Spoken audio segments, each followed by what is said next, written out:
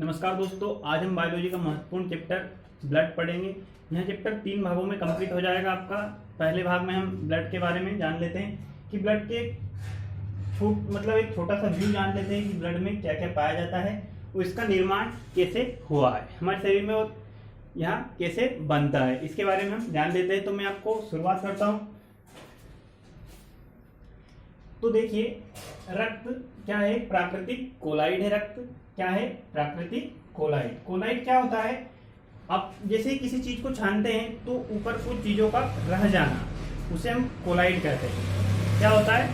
किसी चीज को हम छानते हैं तो ऊपर, जैसे चलनी चाय पत्ती, जैसे चाय बनाई, आपने चाय को छान ली और वो चाय पत्ती बच गई, तो वो क्या है? कोलाइड। एक आसान भाषा में, केमिस्ट्री में अलग होगा वो।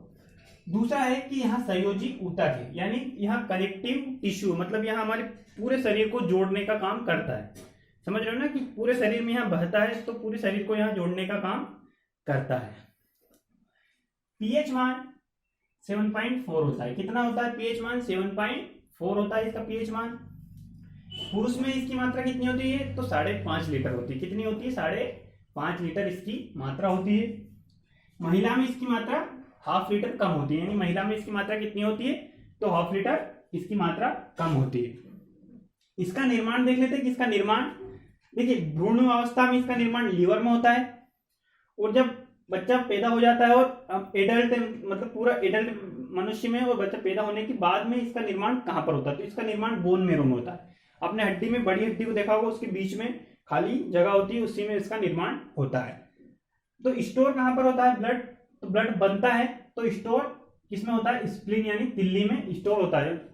हमारे इसे ब्लड बैंक भी कहा जाता है। किसको ब्लड बैंक कहा गया है? स्प्लीन को ही ब्लड बैंक कहा गया है।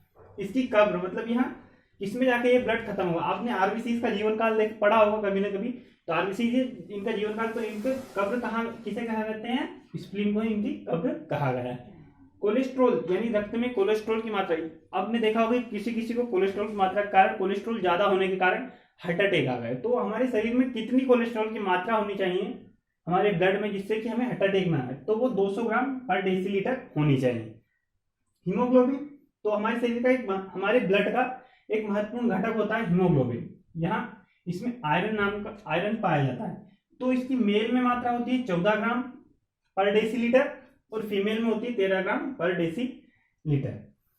हीमोग्लोबिन ऑक्सीजन को, मतलब ऑक्सीजन को जोड़ने का काम करता है, मतलब गैसों का आदान प्रदान करने में भी हीमोग्लोबिन का महत्वपूर्ण योगदान होता है। रक्त का परिसंचरण, रक्त का परिसंचरण क्या होता है कि रक्त हमारे शरीर में, पूरे शरीर में रक्त का बहना, इसे ही हम रक्त परिसंचरण कहते हैं। तो ये सबसे पहले हमें किसे ने बताया कि रक्त हमारे शरीर में बह रहा है? तो इसका सबसे पहले बताया तो विलियम हार्वे ने बताया। किसने बताया? विलियम हार्वे ने बताया। तो मैंने आपको रक्त के बारे में बता दिया कि रक्त कैसे। अब रक्त के कार्य, function of blood, function of blood. तो ताप का नियंत्रण करना, जिससे हमारे शरीर के टेम्परेचर को नियंत्रण करना। हमारे शरीर का नॉर्मल टेम्परेचर क्या होता है? 37 डिग्री सेंटीग्रेड सेल्सियस।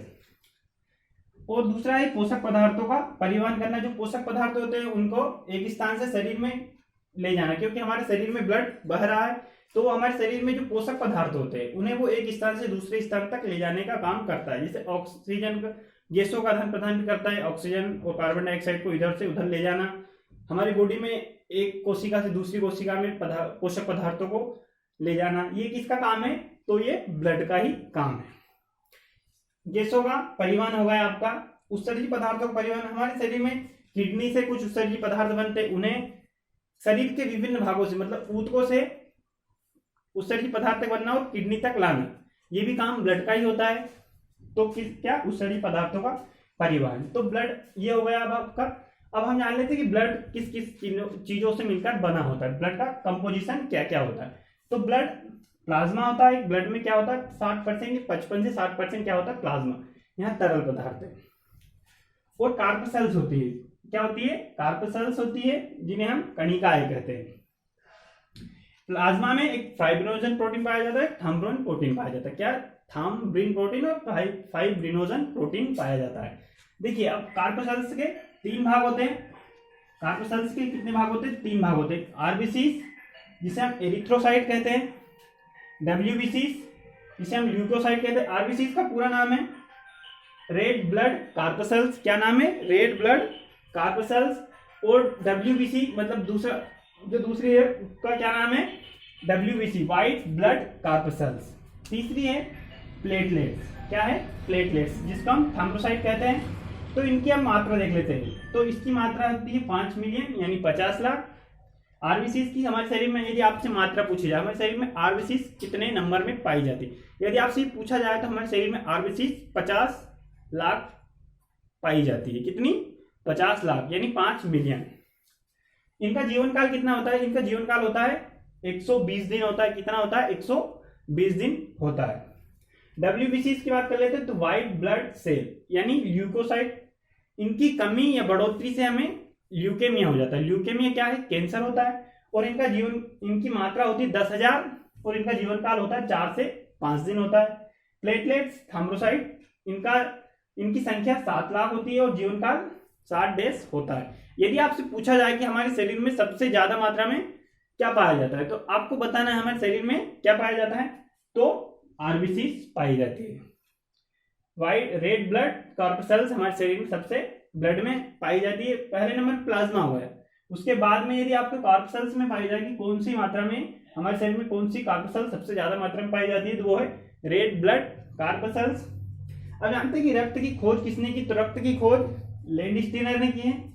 और रक्त का अध्ययन क्या कहलाता है? तो रक्त का अध्ययन एक सीरोलॉजी कहलाता है और एक हिमेटोलॉजी में भी रक्त का अध्ययन किया जाता है। क्या कहलाता? क्या किसकी शाखा में? एक सीरोलॉजी में और एक हिमेटोलॉजी। क्या होता है? एक सीरोलॉजी होता है और एक हिमेटोलॉजी होता है। यदि ये वीडियो आपको अच्छा लगे तो वीडियो को लाइक और चैनल को सब्सक्राइब करें। धन्यवाद दोस्तों।